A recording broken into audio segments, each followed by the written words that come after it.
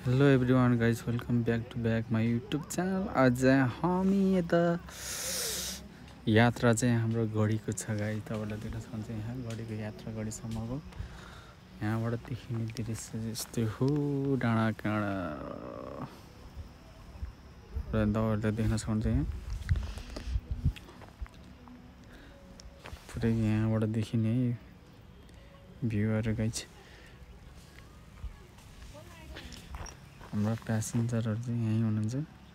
हाम्रो गाडी यही हो गाइज। हामी पुग्नुपर्ने हो उपरधन गढी, यहीँ डाँडामा पुग्नुपर्ने हो। यहाँ गढी दरबार चाहिँ यहाँनिरबाट माथि चढ्नुपर्ने छ। यो माथि डाँडामा हो गढी डाँडा गाइज। भिरपाखा है, भिरको टुप्पामा चाहिँ एउटा बाबु बसिरहेको।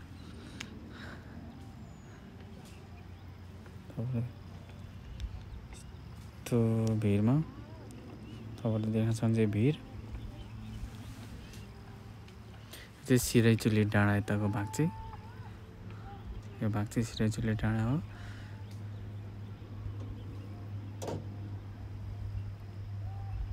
हामी गढी डाँडा पुग्नको लागि अब दरबारमा पुग्न लागि 10 मिनट लाग्छ होला यहाँबाट गाइज। देखाउँछ तपाईँहरूले भ्यू यहाँको सर्र लाएर गाइज है, देख्नुभयो।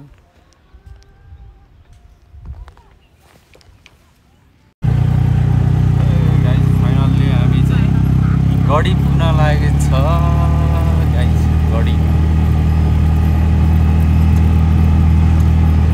गढीको बाटो यस्तै छ, यसरी हिँड्नुपर्ने छ गाइज।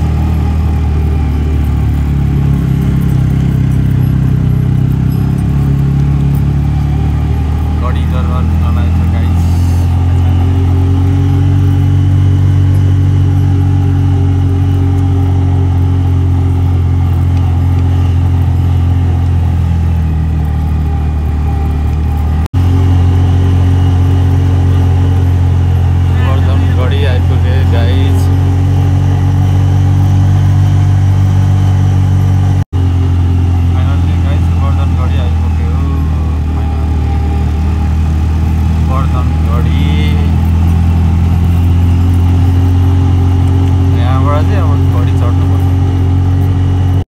ल फाइनल्ली गाइज हामी चाहिँ गढी डाँडा आइपुगेछौँ गाइज।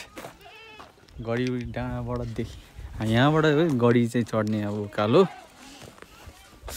यहाँबाट खतरा हिमाल देखिँदैछ। ल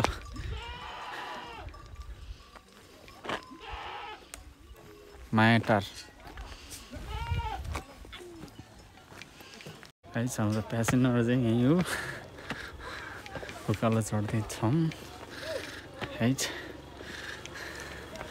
लास्ट उकालो चढेर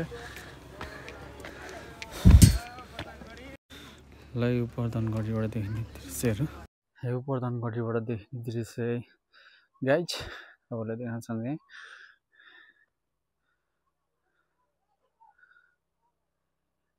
यसमा हेरेर भगवान् शिवको देखिने भने पनि हिमालमा अरे भगवान् शिवको रूप चाहिँ देखिने गाइज। तर अहिले चाहिँ देखेको छैन, यसमै हो अरे भन्छ गाइज। यो चाहिँ उपरधन गढी चितवनको।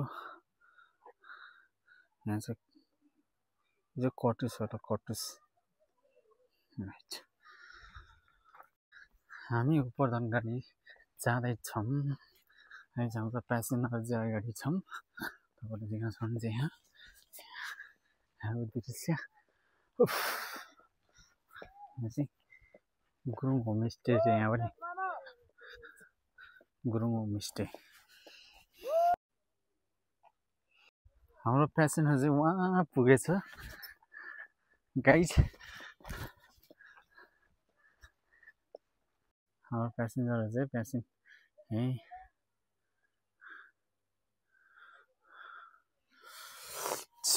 चिसो छ। फापरको पिठो चाहिँ फापर गाइज, फापर।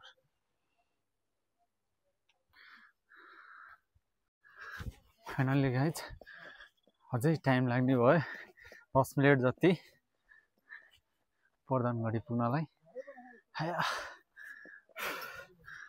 5-10 मिनट लाग्छ अब यहाँबाट गढीको टुप्पोमा पुग्नलाई, गढी दरबारमै पुग्न त गाइज।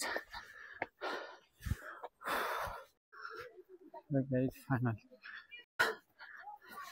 अरे भाइ के छ भाइ? तेज होमस्टे फाइनली गाइज।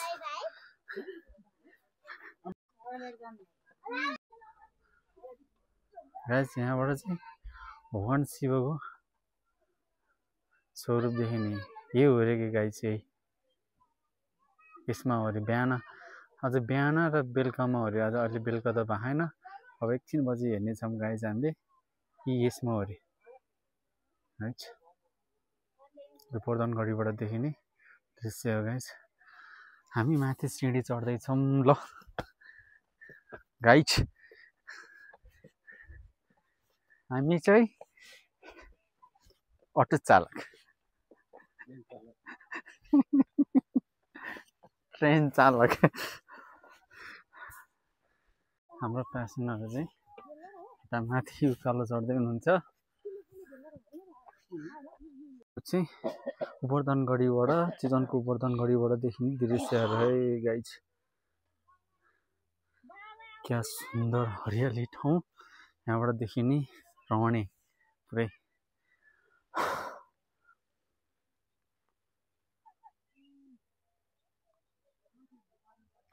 यहाँबाट चाहिँ पारी गएपछि मायाटार अरे। यो पारी भगवान शिवको चाहिँ यहीँ जहाँ मैले जुम गरेँ चाहिँ यहाँ चाहिँ भगवान शिवको स्वरूप देखिने, रूप देखिने। भगवान शिव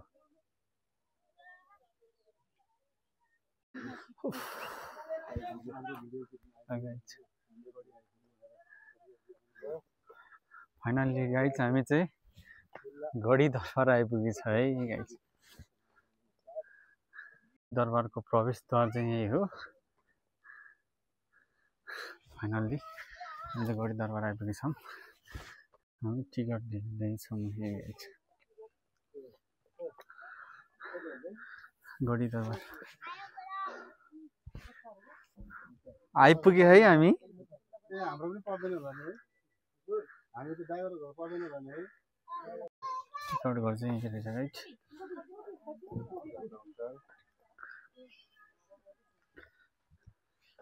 हामी चाहिँ प्रवेश गरिसकेछौँ है भित्र, गेटबाट भित्र गाइज।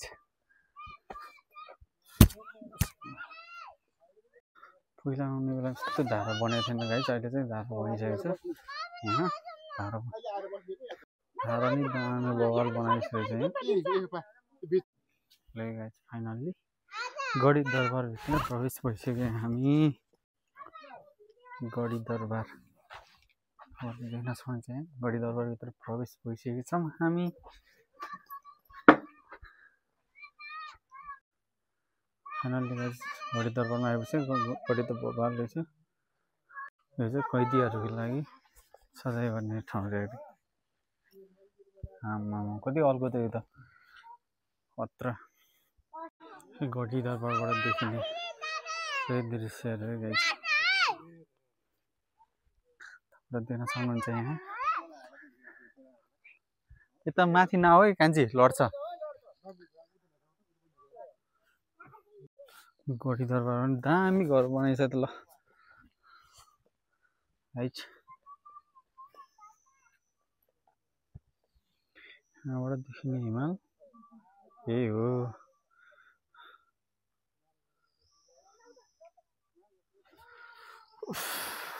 लास्टै थकै लाग्यो हामी गाइज।